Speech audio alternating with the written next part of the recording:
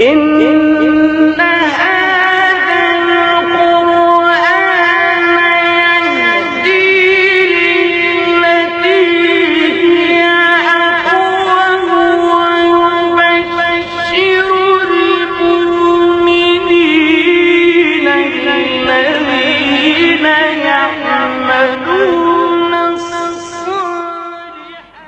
أعوذ بالله من الشيطان الرجيم. بسم الله الرحمن الرحيم. الحمد لله رب العالمين الرحمن الرحيم مالك يوم الدين. सूरतुल फातिहा आयत नंबर 1 और 2 और 3। शुरू करता हूँ मैं अल्लाह के नाम से जो सब पर मेहरबान बहुत मेहरबान है। तमाम तारीफ़ें उस अल्लाह ताला के लिए हैं जो तमाम आलमीन का रब है और जो रहमान और रहीम है और रोज़े जज़ा का मालिक है।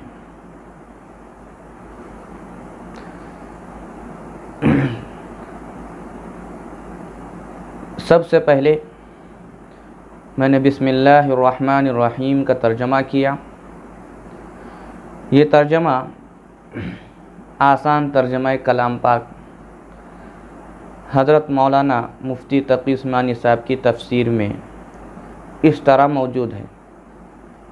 शुरू करता हूँ मैं अल्लाह के नाम से जो सब पर मेहरबान बहुत मेहरबान है। ये तर्जमा मैंने इसलिए किया कि इसको समझना आसान है। बिस्मिल्लाह के माने शुरू करता हूँ अल्लाह के नाम से। अर्रहमान और रहीम के माने एक ही हैं कि रहम करने वाला। पहले तो ये समझना है कि अल्लाह जो नाम है वो ज़ाती नाम है, सिफ़ाती नाम नहीं है। मसलन उसको समझने के लिए कि एक होता है ज़ाती नाम, जैसे ज़ैद। ये ज़ैद किसी इंसान का ज़ाती नाम होता है। अब उसके साथ हम कोई सिफ़त लगाएं, सिफ़ती नाम कि ज़ैद बहुत सच्चा आदमी है। इसी तरीक़े से यूँ कहे कि ज़ैद आलिम है। आलिम होना इसकी सिफ़त है, उसका नाम नहीं है। बाद मर्तबा उलमा का नाम याद नहीं रहता, हमको मौलाना साहब कहते हैं, तो मौलाना साहब का कोई ना कोई नाम ज़ाती होता है। ये मौलाना होना उनकी एक सिफ़त है। ऐसे ही अल्लाह ताला का ज़ाती नाम वो अल्लाह है और अल्लाह इसको अपने लिए मुंतखब किया है। इसको कोई बंदा अपने लिए नहीं इख्तियार कर सकता। अल्लाह के सिफ़ाती नाम कोई रख सकता है कि अब्दुर्रहमान, अब्दुर्रहीम, अब्दुस्सत्तार, अब्दुल गफ़्फ़ार, अब्दुल वदूद, इस तरह बहुत सारे नाम अल्लाह ताला की सिफ़ाती नाम हैं। 99 नाम हैं जिसको बंदे अपने लिए इख्तियार कर सकते हैं, लेकिन कोई ये नहीं कह सकता कि मैं अल्लाह हूँ। ये सिर्फ़ अल्लाह ही के लिए मुंतखब है। कोई बंदा ये नहीं कह सकता कि मैंने अल्लाह का नाम रख लिया, मैं भी अल्लाह हूँ। तो ये अल्लाह के ज़ात ख़ास, अल्लाह के साथ ख़ास है। रहमान के माने मैंने कहा है कि सब पर मेहरबान, के कहते हैं कि दुनियावी एतबार से है कि सब पर मेहरबान।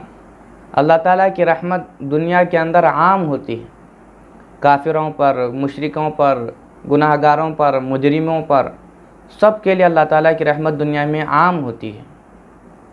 इसलिए सब पर मेहरबान। और रहीम ये आखिरत के एतबार से कि बहुत मेहरबान। आखिरत के अंदर अल्लाह ताला की रहमत सिर्फ़ ईमान वालों के वास्ते होगी, काफिरों और मुशरिकों मुजरिमों के वास्ते नहीं होगी। सिर्फ़ ईमान वाले जो जन्नत के मुस्तहिक़ हैं उन पर अल्लाह ताला की बहुत बड़ी मेहरबानी और रहम व करम होगा। इसलिए उस यहाँ पर तर्जमा ये हैं कि बहुत मेहरबान यानी मुकम्मल तौर पर अल्लाह ताला की रहमत आखिरत में मोमिनों के लिए होगी और दुनिया में सब के लिए आम होगी। तो ये बिस्मिल्लाहिर्रहमानिर्रहीम का मतलब आसान अंदाज में मैंने बतला दिया। अब रही बात कि बिस्मिल्लाहिर्रहमानिर्रहीम हर सूरत के शुरू में होती है, एक सूरत के अलावा। सूरह बरात है कुरान मजीद के अंदर, उसकी वो सूरत के शुरू में बिस्मिल्लाहिर्रहमान नहीं है, लेकिन बाकी तमाम सूरतों के शुरू में अल्लाह ताला ने बिस्मिल्लाहिर्रहमानिर्रहीम नाजिल हुआ है। अब यहाँ पर समझना है कि इसमें इख्तिलाफ़ है, सहाबा में भी इख्तिलाफ़ है, अइम्मा में भी इख्तिलाफ़ है कि बाद सहाबा की रिवायतें हैं कि बिस्मिल्लाहिर्रहमानिर्रहीम सूरत हर सूरत का जुज़ है, एक मुस्तकिल आयत है। और बाद सहाबा की राय और रिवायत ये साबित होता है कि बिस्मिल्लाहिर्रहमानिर्रहीम सूरत की आयत नहीं है, बल्कि ये अलग आयत है। और जो हजरात इसको सूरत के शुरू की आयत नहीं कहते हैं, वो कहते हैं कि बिस्मिल्लाहिर्रहमानिर्रहीम सूरतुन नम्ल की एक आयत है, ये मुस्तकिल आयत है। बाकी सूरतों के शुरू में ये आयत नहीं होती है, बल्कि ये कोई भी नेक काम शुरू करने के वास्ते बिस्मिल्लाहिर्रहमानिर्रहीम पढ़ा जाता है। तो कुरान मजीद भी एक अल्लाह ताला का सबसे अफजल ज़िक्र है, इसलिए सूरत शुरू करने से पहले बिस्मिल्लाहिर्रहमानिर्रहीम पढ़ते हैं। अब बाज़ लोग इसको बिस्मिल्लाहिर्रहमानिर्रहीम को नमाज में ज़ोर से पढ़ते हैं और बाज़ के नज़दीक आहिस्ता पढ़ना है।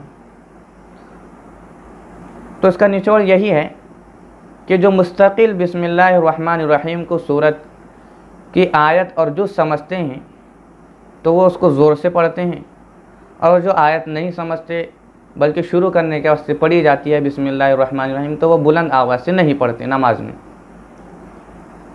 जैसे इमाम शाफ़ई के नज़दीक बुलंद आवाज़ से पढ़ना है और हमारे इमाम साहब हज़रत अबू हनीफ़ा रहमतुल्लाहि अलैह इनके नज़दीक आहिस्ता आवाज़ में पढ़ना है।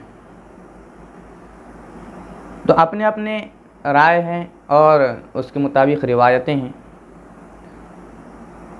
अब आते हैं हम अल्हम्दुलिल्लाहि रब्बिल आलमीन की तफसीर की तरफ। अल्हम्दुलिल्लाहि रब्बिल आलमीन का तर्जमा मैंने किया है कि तमाम तारीफ़ें उस अल्लाह के लिए हैं जो तमाम जहानों का पालनहार है। अल्हम्दु यकीनन तमाम तारीफ़ें अल्लाह ताला ही के लिए हैं, क्योंकि इंसान या कोई मखलूक कितनी भी कमालात बताए, कितना भी हुनर बताए, अपनी ताकत बताए, अपना जहन चलाए और जो कुछ भी मखलूक करे, उसके पीछे सिर्फ़ अल्लाह ही का हाथ होता है और अल्लाह ही की कुदरत साबित होती है। और कोई चीज़ अजीब दिखे, अनोखी दिखे और देखकर दिलो दिमाग पर मुअस्सिर हो जाए, दिलो दिमाग पर असर करने लगे, और कोई खौफनाक चीज़ हो, तमाम चीज़ों के पीछे अल्लाह ताला की कुदरत छुपी हुई है। अगर अल्लाह ताला इंसान और जिन्नात और फरिश्तों को ये सलाहियत नहीं देते या पैदा नहीं करते तो क्या ये कर पाता था? नहीं कर सकता था। अल्लाह ने उसको ज़हीन दिया और समझने की सलाहियत दी, सब कुछ, इसलिए तो ये सब कुछ करके बता रहा है। और दुनिया की तमाम चीज़ें तो अल्लाह ही ने पैदा की है, अल्लाह के अलावा किसी के अंदर इतनी ताकत नहीं है कि कोई उसको बना सके। तो लिहाजा बात वहीं लौटती है कि तमाम तर तारीफ़ें अल्लाह ताला ही के लिए हैं, सब कुछ वही करता है, उसी के चाहने से सब कुछ होता है। कौन? अल्लाह ताला, जो तमाम आलमीन का रब है। रब कहते हैं मुकम्मल तौर पर तरबियत करना, यानी एक चीज़ को इकमाल तक पहुंचाना, यानी तकमील उसकी मुकम्मल कर देना। आलमीन, अब इसके अंदर मुफस्सिरीन का इख्तिलाफ है।